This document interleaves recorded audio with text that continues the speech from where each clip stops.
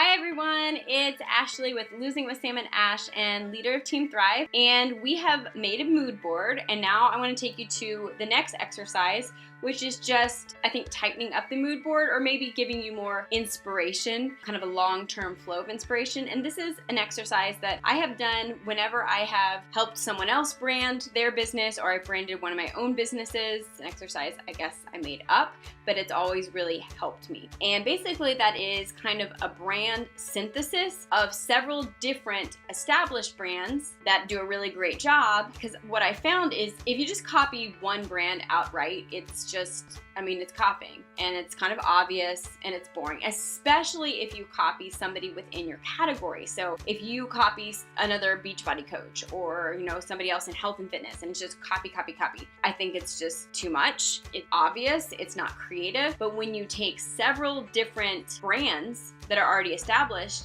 and you take different parts from each of them, then you can literally really kind of do the same thing, copy some of their elements, but because you're mixing it with other ones, it becomes this whole new thing. And of course you want to be, not like everywhere, like have boho and then country farm and super modern. You still gotta have it along the same lines, but I wanna kind of show you how you would actually do that. So first of all, maybe write down a list or just kind of think about once you have your mood board. So I kind of have two boards. One I made for my Losing with Sam and Ash for colors, and you can see I'm just pinning, okay? Just pinning stuff I like, and you can see that there's a lot of the same stuff, like polka dots or Swiss dots, Swiss crosses, lots of coral, and then some pops of bright yellow, like that, some colorful pops, but pretty bright and light. And then I also have a branding board, which I used a little bit more specifically for some layout things and font. And so these ones I don't see as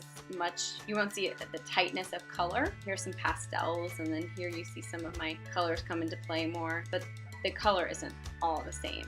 So for me, I broke it into two boards because I want to be pretty sure, especially if I'm showing somebody that, no, this isn't the color scheme I want right here. This is more of the modern element of the font, or I'll show them what is important about each aspect. Okay, so you can see, I'll just kind of show you. There are a lot of different things I pinned about branding, but they're not specific brands. So specific brands that I get a lot of inspiration from.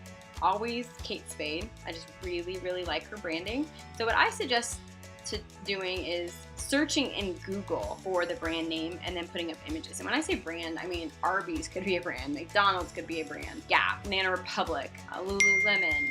It could be something that's fitness related or not at all fitness related. I think it's good to have one brand that's maybe fitness related that you find that really jives with you, but once again, you don't want to copy it. So that's where we want to bring in totally unrelated outside resources. You could have a restaurant brand. A lot of mine are clothing and styling. I installed the Google Chrome pin button up here. You can just Google pin it button and it will show you exactly how to do it. But I'm going to click it and then it gives me a bunch of the different choices. And so I'll kind of just look through from here and see which ones. And like I said, I'm pretty picky. Like this one, this might be a mock-up that I would use of a desk. And I'd be like, okay, I like how they styled that. They had some big flowers, then they had a, looks like wallpaper type print. I could totally use that as an inspiration for something. And so I would suggest going to these brands' websites as well and signing up for their newsletters, because getting on their mailing list. And the reason why is because then they're sending you their best marketing material. Going and finding their Facebook, following them on Instagram, because you're getting their most recent marketing material, and it's just going to keep you in that mindset. So if you have 4 different brands, and you can have more, but if you have at least 4 different brands that you've okay, this is the team, this is the synthesis that work together, and then you kind of have a flow that's coming to you constantly, then it's just comes out a lot more easily. So we're focusing right now on imagery, not so much on content, or what I mean content, I mean value, because I think your value is going to come from looking at different brands that are like fitness brands or mommy brands or natural health brands or business brands, that kind of thing. So that's different, okay? We're not looking at these necessarily for content. We're looking at these for imagery, color, attitude, what they convey, just looking at it, okay? Just looking at this board, what do you think about this brand? So that's your assignment right now, is I want you to find at least 4 brands that you jive with and that you feel like cohesively fit together to give you a lot of inspiration and ideas. And like I said, don't rule anything out. Look at what you wear, who you follow on Instagram, where you like to eat. If there's some fun restaurant you've been to that's, kind of makes you excited when you go there on vacation.